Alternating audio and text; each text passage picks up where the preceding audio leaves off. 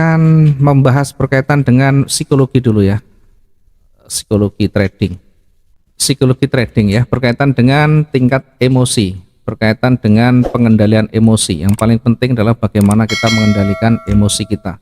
Nah, terkait dengan psikologi ini saya sudah siapkan materi. Jadi siapkan materi untuk satu, nanti minimal untuk kontrol diri, minimal untuk mengantisipasi dan menekan sedini mungkin ya yang menjadi keinginan yang meledak-ledak, keinginan yang meluap, sehingga menyebabkan kita lepas kontrol dan tentu tidak bisa mengendalikan psikologi kita ya.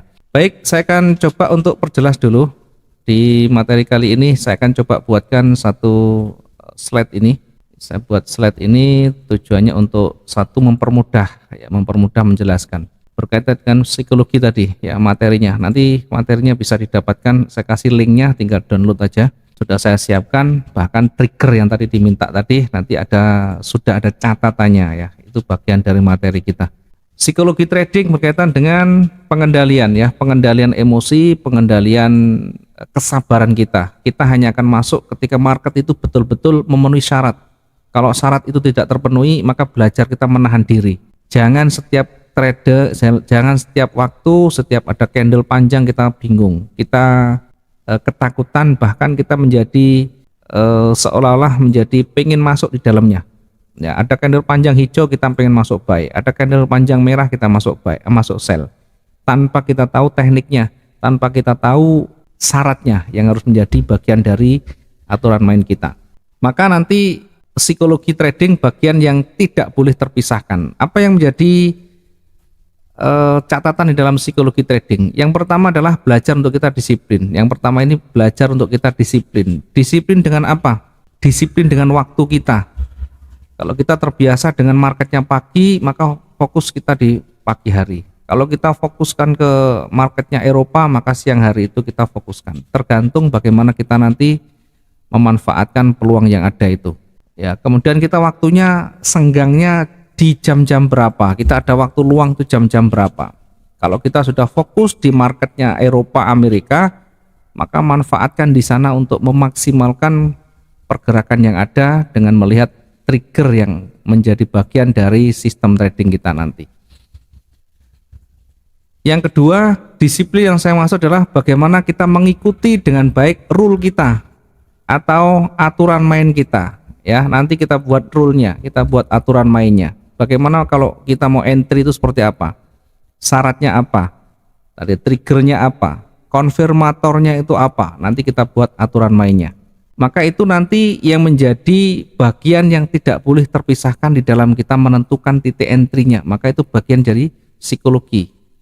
Ya, kesabaran untuk kita menahan diri untuk menunggu peluang yang betul-betul muncul di sana. Dan peluang itu, market itu terbentuk pola, terbentuk satu struktur di mana dia itu memenuhi syarat dari syarat sistem trading kita. Kalau tidak terpenuhi, berarti kita tidak entry. Kemudian ketika aturan yang kita buat itu sudah nyaman, maka gunakan secara terus-menerus dengan komitmen yang ada. Namanya disiplin. Kemudian kalau kita punya target sehari misalkan $20, maka belajarlah untuk kita disiplin di angka ini. Ya, tidak harus angka pasti 20 karena terkadang naik dan turun. Intinya begitu kita sudah terpenuhi target kita, maka belajar untuk disiplin. Kita break, tutup bukunya, tutup laptopnya, tutup chatnya, hari esok masih ada lagi. Ini ya, jadi untuk disiplin itu seperti itu. Kemudian ketika marketnya berbalik, salah di dalam kita entry, maka harus sudah kita biasa dengan sistem recovery, harus biasa dengan batasan resiko. Kemarin sudah kita bahas panjang lebar. Berapa batasan resikonya ya, seberapa kita ikhlas membuang rugi kita itu. Kemudian batasannya sejauh mana ya nanti juga ada kaitannya dengan teknikal ya. Selama pergerakan masih berada di area koreksi, maka masih dalam posisi wajar. Yang terpenting masih dalam batas yang wajar, maka di situ kita bisa menunggu ya. Ada kalanya trading itu tidak harus 1 jam selesai, bisa juga 2 jam, bisa juga 3 jam. Bahkan kalau kita menggunakan swing bahkan bisa berhari-hari, berminggu-minggu. Ya, nanti kita kembali ke sistem kita masing-masing. Yang kedua, belajar kita untuk segera exit. Belajarlah untuk kita terbuka, menerima kenyataan bahwa yang kita analisakan salah ya salah. Yang kita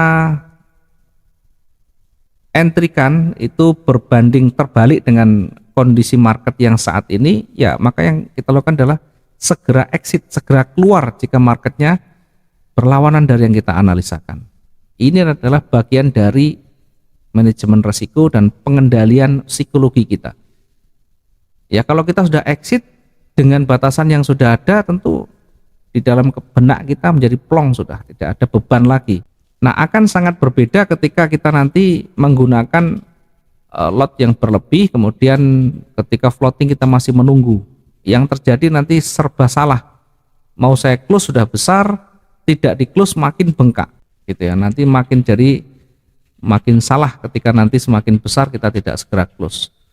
Maka belajar kita menyadari, belajar kita koreksi diri ya.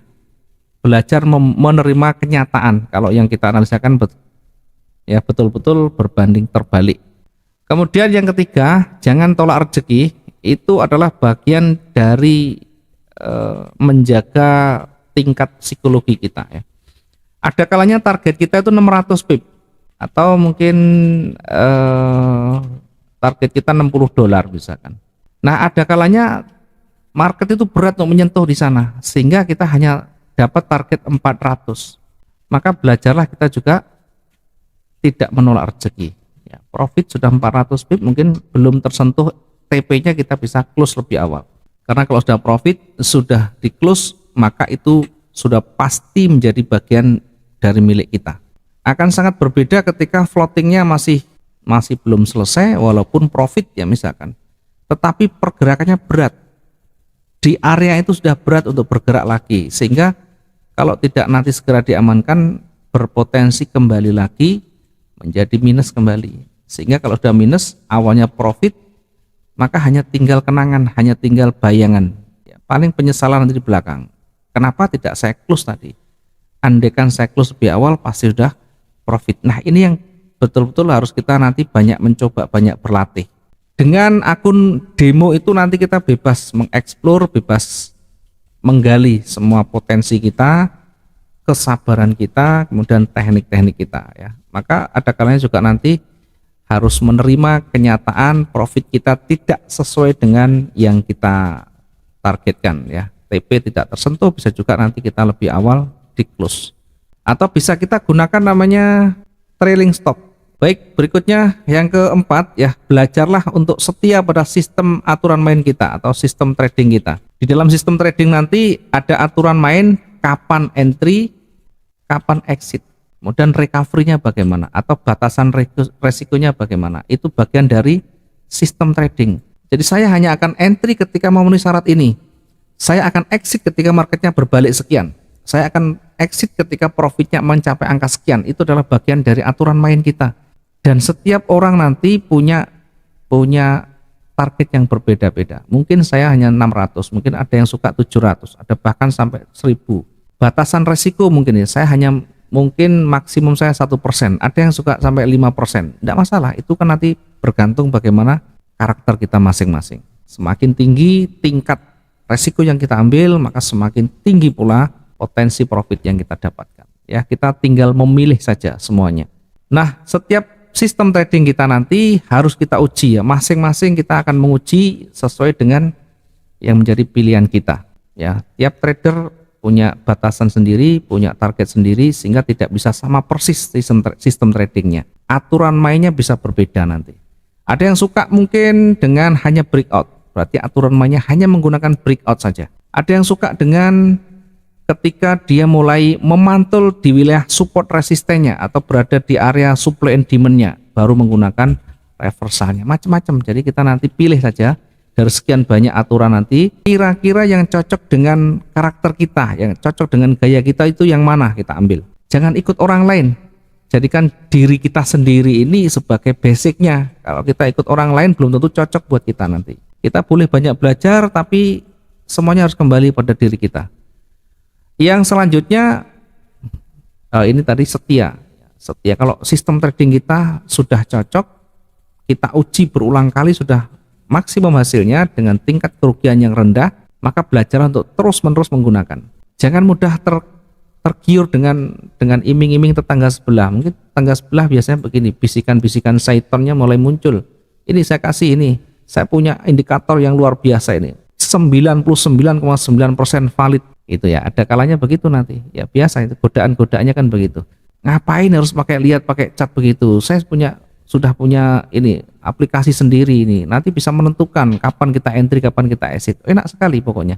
Nanti jamu-jamunya gorengannya macam-macam yang intinya nanti mengarahkan kita pada tawaran dia gitu loh, supaya kita tertarik ya. Maka jangan mudah kita tergiur, kembalilah pada kita sendiri ya. Kalau kita sudah punya aturan main, sudah cocok, maka fokus saja ke sana ya. Orang lain menggunakan cara yang lain yang sangat-sangat menarik, dan kalau di screenshot atau dibuat flexingnya dia profitnya luar biasa banyak, ya sudah, mungkin buat dia bagus ya. Ya buat dia bagus itu belum tentu buat kita juga nanti nyaman itu. Baik, kita lanjut selanjutnya. Kita lanjutkan lagi yang kelima ya.